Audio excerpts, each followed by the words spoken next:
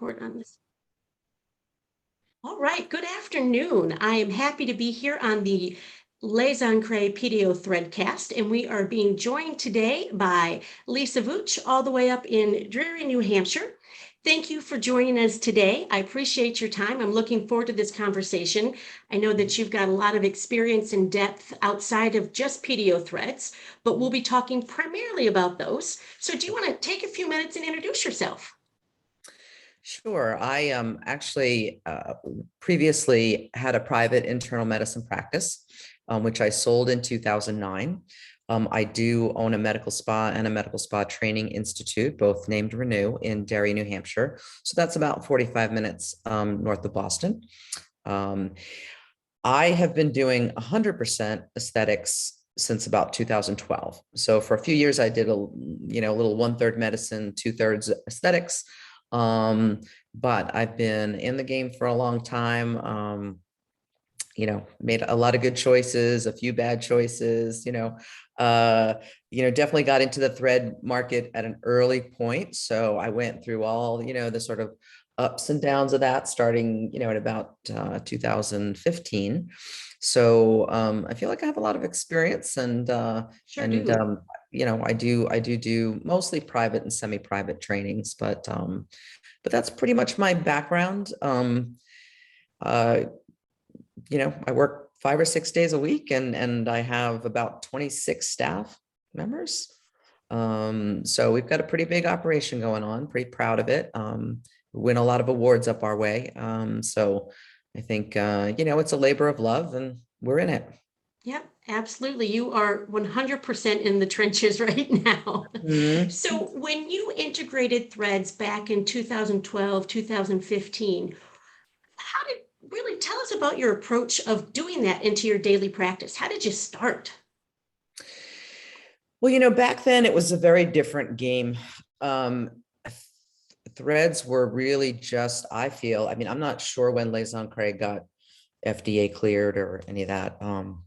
But when when threads first hit my radar, let's say around 2015, there weren't like trainings in the US that were really worth, and there were only a couple brands. There was Euro Threads, there was Nova Threads.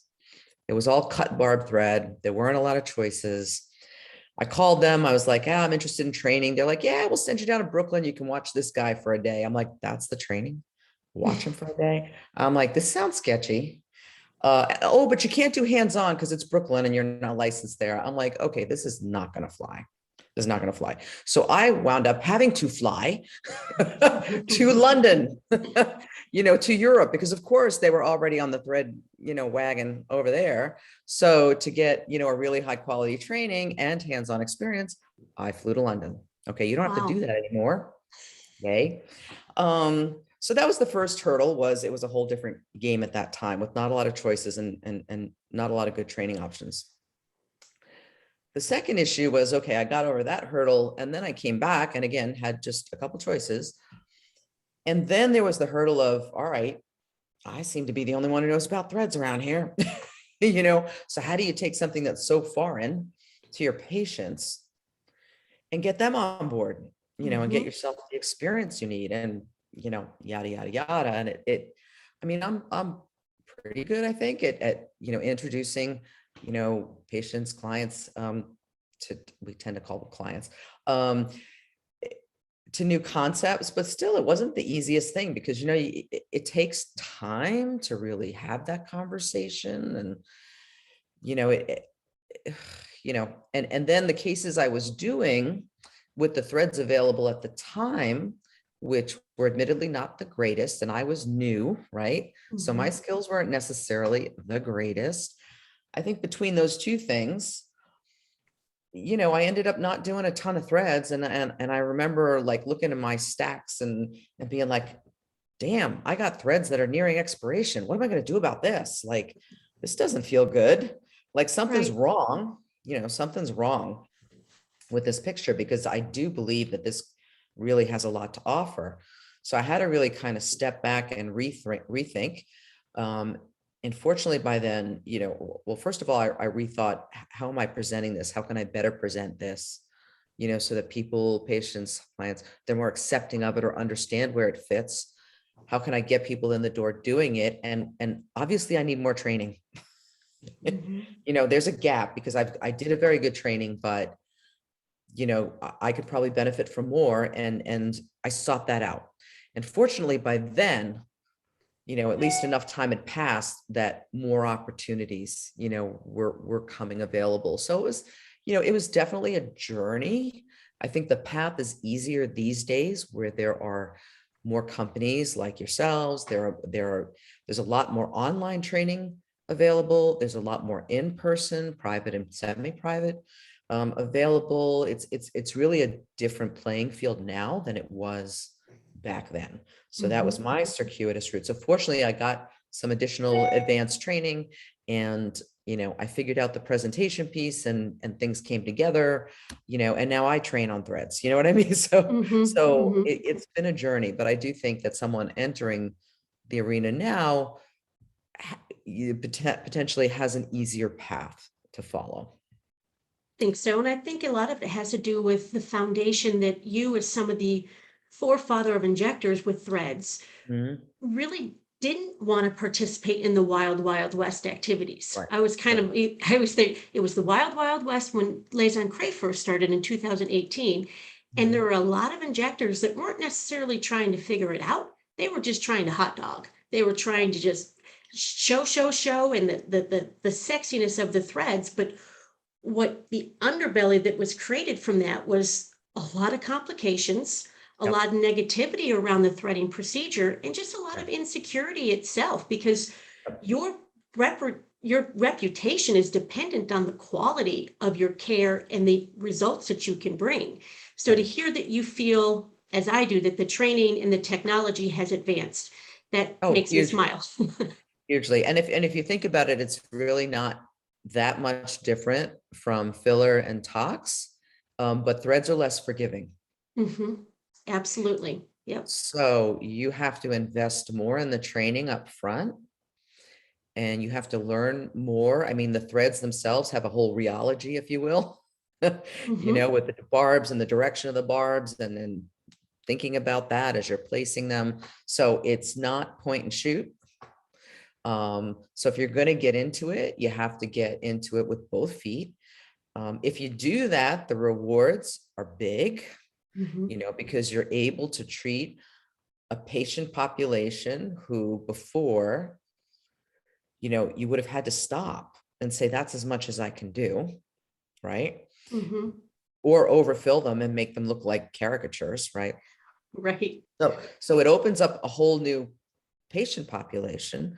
It opens up the opportunity to do much more than you could have done if you just had filler, for example, and skin tightening, right? So you can tackle cases you wouldn't have touched, before. So you're really opening up a big population of people who can benefit from services, but you have to put in the grunt work of learning how to do it and how to do it well.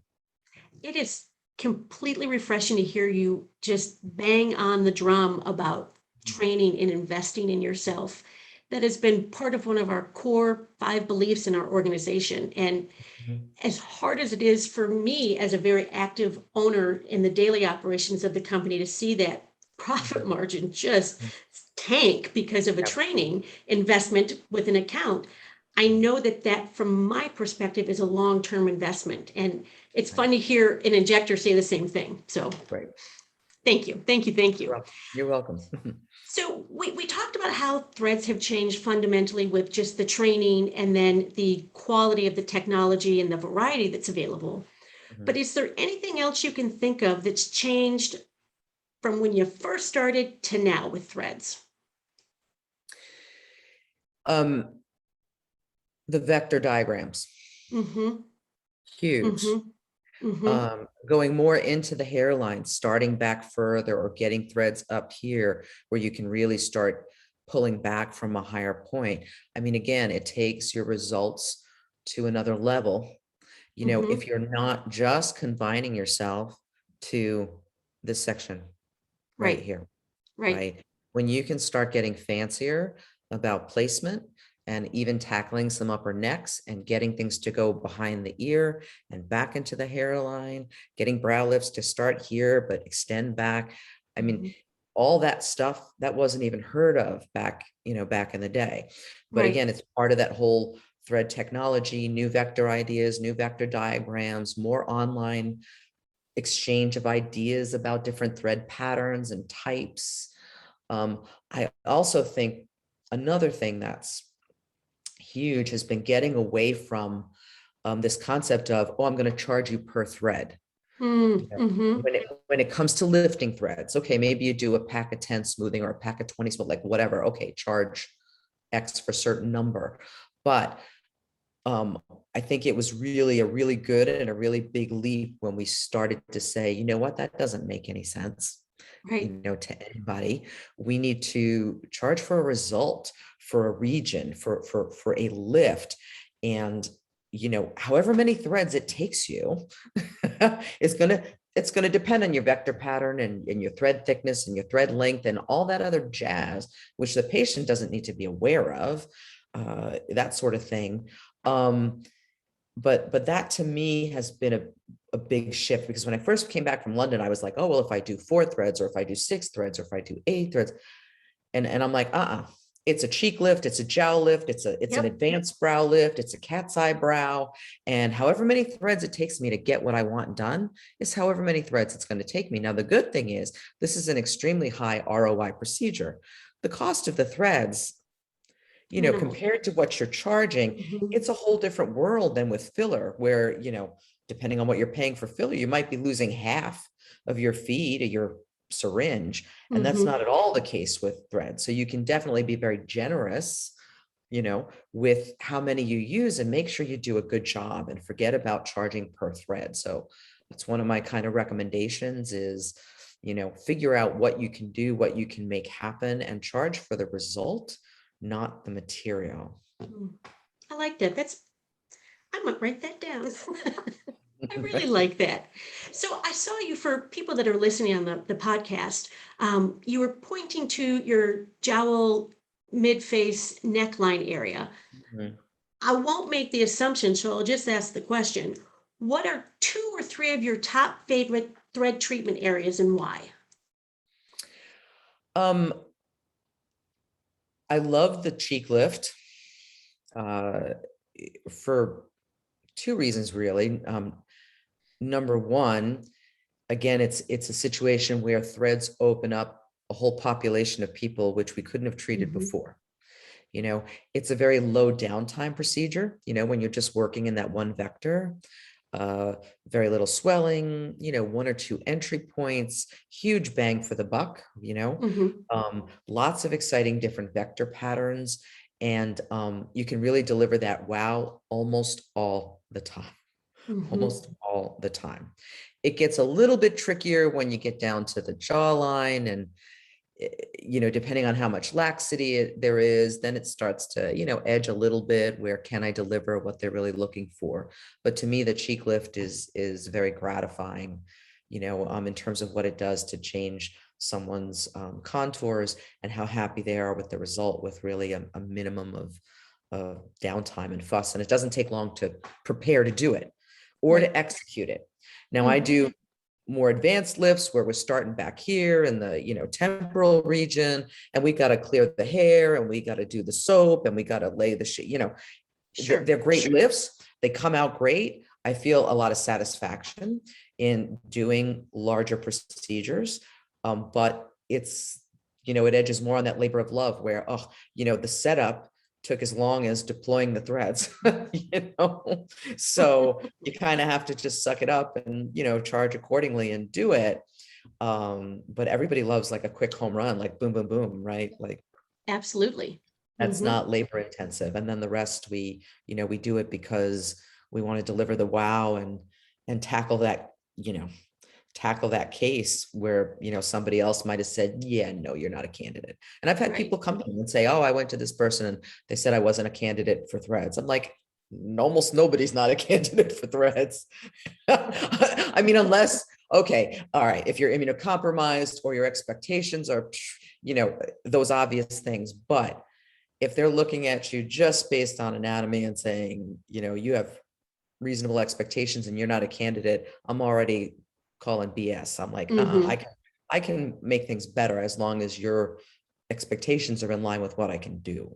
Right. And really Right. what I think that provider was saying was, I don't want to take the time, or I don't have the skills Right. to take care of that. And that's Mm-hmm. different than you're not a candidate. That's like, I can't do what you would need. So Right. I feel like I need to distinguish between those two messages. Mm-hmm. Yeah. No, you're absolutely right. And that kind of brings me into my next question here is when you talked earlier about, changing your messaging way back in 2015 Mhm. to reach your audience a little better. Are there some commonly held beliefs about threads that you just strongly disagree with? Yeah. Oh, threads don't last. Ah, mm-hmm. Right. And you'll even see in the medical literature, even recently, someone publishes some retrospective review, of thread lift cases and it says here, see, they don't last. I'm like, whoa, whoa. Did you You know, read the study? I'm like, how many threads were done? What kind of threads were they? What was the laxity in the beginning? Right. This thing where there's such a lack of standardization, and there's people just making these statements left and right, like that doesn't work, that doesn't work, yeah, it does work. Mm-hmm. If you you know do a generous number of threads, and if you repeat the procedure as we do with filler and Botox and everything else, and you get that collagen build and everything else, and you use molded threads if you're lifting heavy tissue, whatever, they absolutely do last and work and everything else. It's just about setting expectations. It's not a facelift. So no, it's not going to last 5 years, but you're going to get a good year and a half, Mm-hmm. for a regular thread client. And a lot of times that's all they're looking for. And again, just like filler, at a year and a half, it's not all gone, but it's time to boost it. And I'm Right. very careful to call those booster appointments and not touch-ups. Okay. Mm-hmm. Touch-up implies something went wrong to Right. me. That's like my vernacular. I'm like, touch up? What are you touching up? What Right. didn't go right? No, I'm boosting what we already achieved. It's a booster appointment. Love You it. know, we're Love it. building on, we're growing, we're putting another batch of collagen in. Here we go. Mm-hmm. Let's go for it. And for Yep. someone newer to threads, they might boost them at 8 months. For someone who's been doing it for a year and a half, they might start going 2 years. It's, Mm-hmm. again, if you think about it, it's not unlike just about everything else we do. Skin tightening, dermal filler, everything else. It requires maintenance, and they need to understand that up front. Mm-hmm. But these mostly guys who get online and publish these papers saying threads are useless, threads don't work, blah blah blah, it really rubs me the wrong way. Mm-hmm. Nope. I, I Obviously. I couldn't agree with you more. What's one thing that you would say has happened, or a conclusion, or a learning lesson you've had that you really didn't expect when you started your threading career?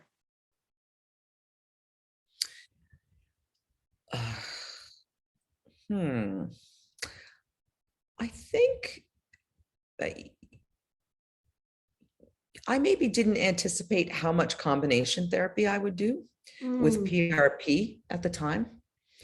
And now that I've been in it for a while and have combined it with PRP quite a bit, seeing that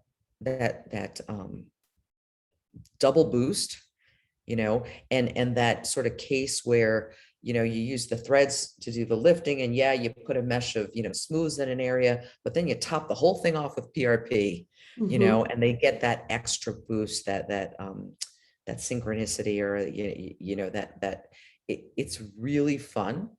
And I didn't necessarily anticipate that in the beginning, Mhm. how much combination I would do. And the combination therapies are really, really just starting to take mainstream hold within the plastic surgery offices, a lot of the Mhm, more respected derms and top injectors like yourself. And mhm, I find it thrilling because it just enhances the results that you're already going to get from whether you're doing PDO, PCL, or PLLA threads. It's mhm, exciting for mhm. us. So many people think, oh, aren't you scared? It's like, no, Oh, bring Yeah, it yeah. on. Yep. The Yep. more success we can have with our treatments in any modality, the better off we're all going to be as a community, as professionals as a whole. So Yep.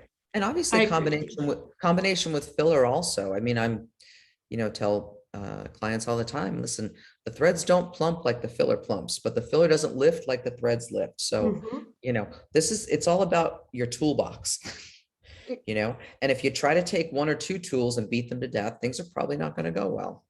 Or you're not going to get the ideal outcome, or things are, you're going to overfill and things are going to go out of proportion.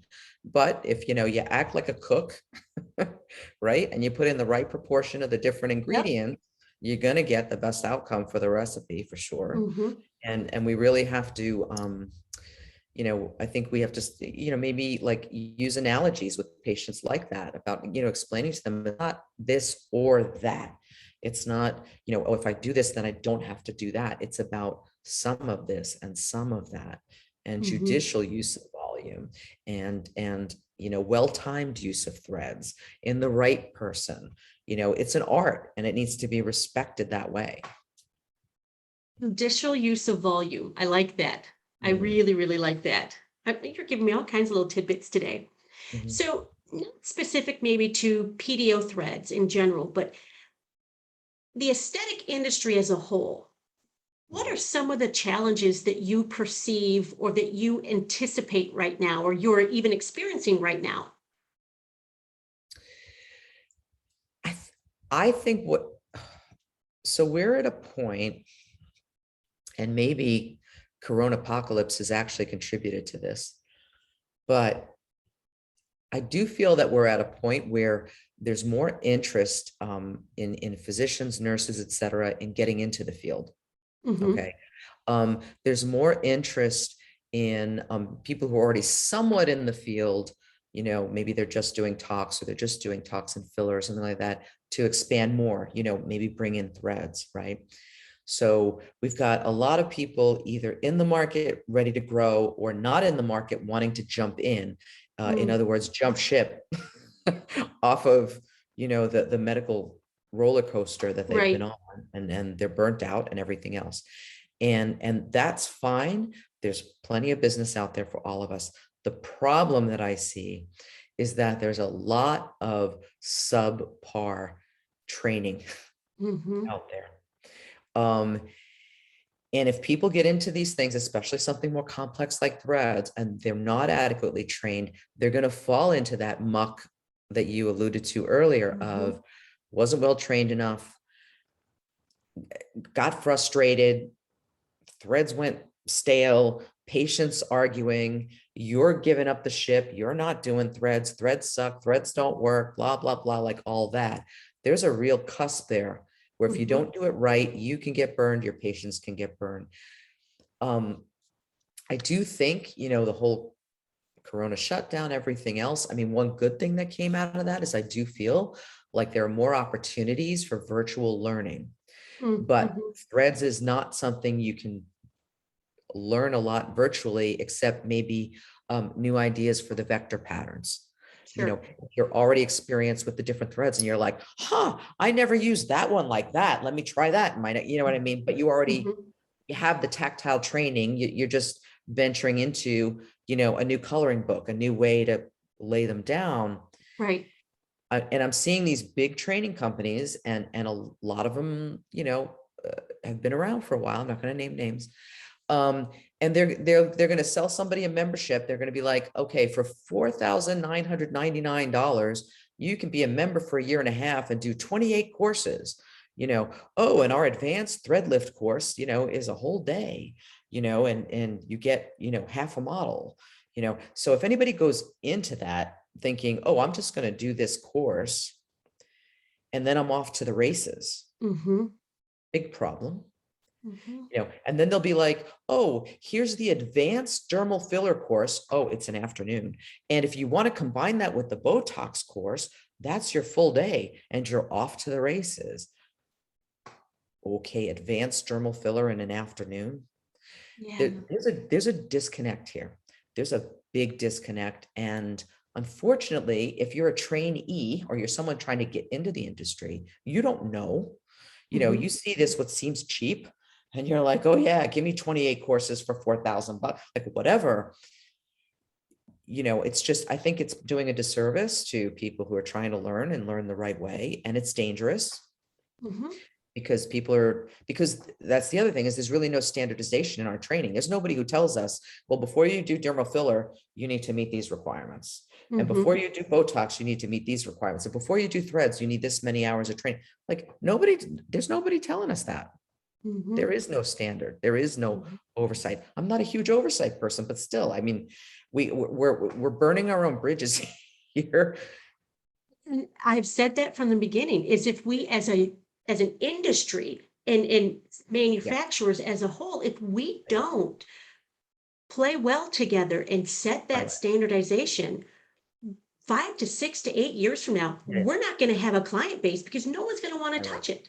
And I it mean, just we have to police ourselves in some way. And Mhm. I don't feel like we have figured that out at all. I mean, there's any number of times I have someone who comes to train with me, and I really honestly and truly focus on private and semi-private training, because by Mhm. the time someone comes to me, they've already done the big box training. They've already been, I'd be like, okay, so what's your experience? Oh, I've been to 4 dermal filler trainings and I've done some in my office. I'm like, okay, great. This training's going to be, yeah, this is going to be pretty cool. We're going to do some advanced stuff. And then they're there in the room with me and I'm like, they don't know how to hold a syringe. They're like, wait, Mm-mm. what? And their angle's all wrong and they can't get in a pilot hole and they're trying to use a cannula and they're placing this filler. I'm like, you've been to how many trainings? And I don't say that, but I'm thinking in my head, what? You Yeah. know, but they don't know what they don't know. And so, I feel like shame on us. you know, we got to get the word out. We got to Mhm. just, and so usually when people contact me, I'll say, look, I really prefer to just do private, semi-private. I don't do bigger group. If you're looking for a big group experience, why don't you go get that, get it under your belt, go do it. Don't do too many of them. Don't waste your time. Like do one, maybe two, do some online stuff, and then come to me and let's do an intensive for a day. Let's make sure Mhm. that, we work on 6 models, boom, boom, boom, boom, assess, plan, deliver, assess, plan, deliver, so that at the end of the day, I know they're comfortable. Right. So I feel like we need to get that message out to people. Everybody can do big group trainings, but then you need to know when to stop that and when to seek out something more personalized. And most Mhm. especially with threads, to understand that you have to get a very one-on-one or one-on-two or at most one-on-three like experience under your belt before you go beyond using the most entry level threads. Let's put it that way. Right. And I'll just take a moment to totally sidetrack us here. Mm, But as an injector who's investing in your future, mhm. ask the questions of, okay, so now what? Once I do that intensive training, then what do you have for me, company? How are you Mhm. going to support me moving Yep. forward? And not Right. necessarily in a product way, but well, it, I hear horror story after horror story of injectors that have questions or that have complications, and Mhm. their medical director doesn't know. Let's just be Mhm. real honest here. Their Mhm. sales rep has no idea. They're not an injector, they're not a medical professional, Yeah. and there's nowhere for them to go. Mhm. Come back to the company, come back to the product. And if you're with a company that doesn't stand behind that and doesn't have a support system in place to lay out those protocol, like you said, to know if A happens, this is what B is. And Yeah. it's a Yeah. standard response, not cookie cutter, but it's a standardization, it's a protocol. And Mhm. I feel like that's one thing that we've been able to do very well. So it's nice to hear somebody share a mindset in that arena. Mhm. So Mhm. Mhm. we did not practice this, by the way, folks. Oh, Um, what would you say for you personally within your own practice is one of the things that you're kind of struggling or wrestling with the most right now? Um, I think, if I had to say we're struggling with anything, I do still feel like volume, like patient volume is not what it was Mhm. pre-pandemic.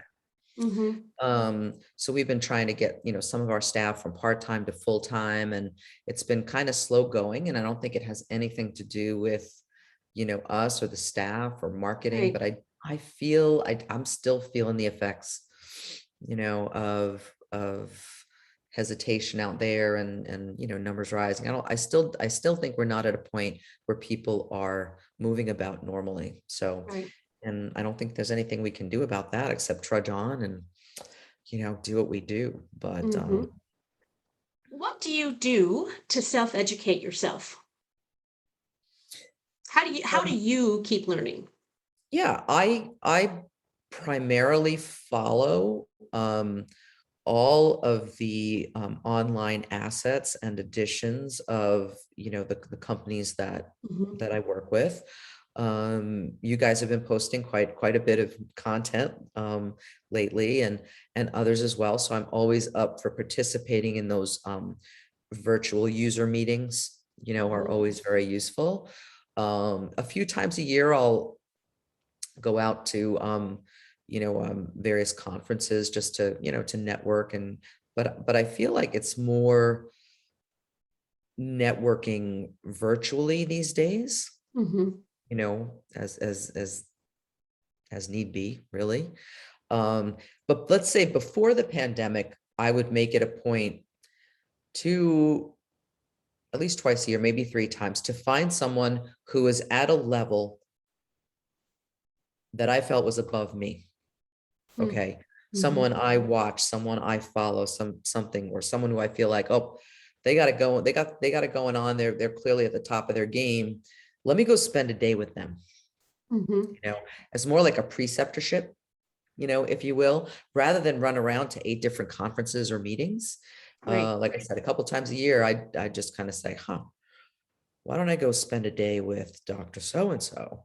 And you find out like what that costs. Might be $3,000, might be $5,000, like whatever. Mm-hmm. You would spend that going to 4 meetings or whatever, and be like, yeah, I think I'll go do that. And maybe most of the time it wound up more of an exchange, and we were both kind of teaching each other, but at least, at the end of the day, I felt like, what, I spent a day with someone whose skills I admired, Mm-hmm. and who I felt, was doing some things I was interested in. So I would sort of handpick those experiences. And I always found that very, very useful.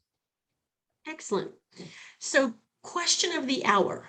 PDO, PLLA, or PCL threads? Which ones do you prefer and why? Um, I primarily use PDO. Mm-hmm. Um, it's again, it's sort of like, what you cut your teeth on, what you grew up on, the tensile strength, Mm-hmm. obviously for lifting the heavier tissues can't be beat. I certainly reach for the PLLA for the thinner faces, the patients who need more volume. I don't uncommonly mix it up. Yeah. I may have someone where I'm perfectly comfortable, laying PDO in their cheeks, and then I'm out in this, preauricular region. I'm like, I don't know about that, Mm-hmm. so I'll reach for a thinner, PLLA option and be like, you know Mm-hmm. what, I think I want to volumize you more out here and do a softer lift, and I'll save the heavier threads for here. And then, let's revisit this in 6 months, 8 months, 12 months. Mm-hmm. And I've had any number of clients who I started out with PLLA more than anything. And then we progressed, Mm-hmm. to the point where I was using my heaviest PDO. Um, PCL, I find very fascinating. I think it's really, interesting about, the longevity, and then figuring out, okay, well, I'm going to give up a little tensile strength for a longer tissue reaction. The biggest problem I have with PCL is that huge bump in cost. Mm-hmm. Mm-hmm. So if you guys could bring that down, that would be nice. Write that But down. it's not insignificant. It's not like a few bucks per thread. It is a big jump. Mm-hmm. And so that I feel has been a barrier for me in terms of playing with them more, because I'm like, well, you know, I'm not getting complaints about duration of effect, Sure. you Sure. know, because I'm generous with the number of threads I use, and they're, fairly thick gauge threads. And so I'm not having people failing left and right and saying, oh, that only lasted me 4 months and whatever. I mean, if there was a problem, I'd be looking to fix it, right? But then you think, well, if it ain't broke, why should I fix it? Why should I pay more if I'm not getting, so I do feel like they haven't completely, shown yet, in the market. And that's probably the reason why is the heightened cost. But it would That's be fair. interesting Yeah. to play with them more. And, maybe in a little bit younger patient who didn't need as much, oomph to the lift, maybe play with that, but we already have to have the discussions, just even explaining threads to patients and where they fit. And then we need to have another discussion about, and here's why you should pay 40% more. I'm like, Right. okay, how about we just have the first discussion? Right. I So, like that. in I like honesty, that. Hey, it's the this only is what it's reason, about. probably the main reason I haven't used them more is that, Yeah. I'm getting the longevity out of what I have. So there you have it. There you go. So PDO, PCL, and PLLA discussion aside, of the 60 threads that Les Encres offers, what are your top one or two that you just are kind of your go-to for us? Well, as you probably know, your specialty threads are my number one purchase. They are fairly unique in the market. There are lots of other, however, there are a number of other thread companies that don't offer them. So I'm a huge fan of your eye threads. I teach people how to do those quite routinely. I love combining those with PRP. We actually have a name for that. I call it captivating eyes. How about that? I like it. So we charge them, a certain price for the eye threads, and then an add-on to add the PRP on top of it. So that's our combo package, and that's very popular. I love the multi-threads, nasolabial fold, also necklace lines. It saves me a lot of time to just do the multis. I can do 3 and 3 and be done, instead of Right. taking out all those monos and, spending the next 30 minutes going, so that saves me a lot of time. So the lip threads, the eye threads, the multis, are definitely my top ones. And some of the PLLA monos too. I played with those. Okay. So those are my faves for Les Excellent. Encres. Excellent. Common thread complication that you have experienced more often than not that maybe other people should know about, or that you've been able to overcome and figure out a better or bigger way for you to do it? I don't commonly get complications at this stage of the game, because I think a lot of that you work out with experience and better training, but every once in a while we'll get a thread migration, a thread that's just kind of seemed to have slipped or shifted or moved down. I certainly saw that more back in 2016 than I see it today. So it's just a matter of, if we get a thread that has migrated, we will usually try heat. So for example, radio frequency or microfocused ultrasound. We've used like sort of at the end, wherever it's poking or whatever, to soften it up quicker. That works quite a bit of the time. It usually will do it like once a week for about 4 treatments and the problem's done. Palpable or visible knots is a more common early on thing, I think, when you're sort of first learning threads. That may happen more commonly if people are tying knots. It's about planning your entry points better, and you're making your pilot holes better. And there are techniques, just like with filler, there are certain things you do to add insurance that you're not going to get a complication. Sure. But if you do, again, the same thing, using heat over it is very effective if you have those tools available. Every once in a great while, something will be poking enough that I'll use an 18 gauge and just, create a little hole and, kind of milk the tip out and snip it Mhm. off, and and we're done. Yep, So everybody's happy. bottom line is, you're going to get those. You're probably going to get them more in the beginning. But there are maneuvers, when you're putting them in, to try to avoid that most of the time. But when it does happen, it's fairly easy to manage. Mhm. Excellent. So, where can people find you online? Our website is renewmedispa.com. That's Okay. RENEWMEDISPA.com. And they can reach me by my email also, lisa@renewmedispa.com. Yay. And my favorite last question. What is the most important thing that you can say you've learned in life? Ooh, Mhm. the most important thing I've learned in life. I would say it's that the most important relationship you will have in your life is your relationship with yourself. Mm, very true. Very Mm. true. Love it. Well, thank you for joining us today. Appreciate your time. I'm sure all of the listeners and viewers are writing anxiously down all of the notes from our conversation today. And Thank please you for check having Lisa me. out online. All right. Thank you. All right. Thanks so much for having me.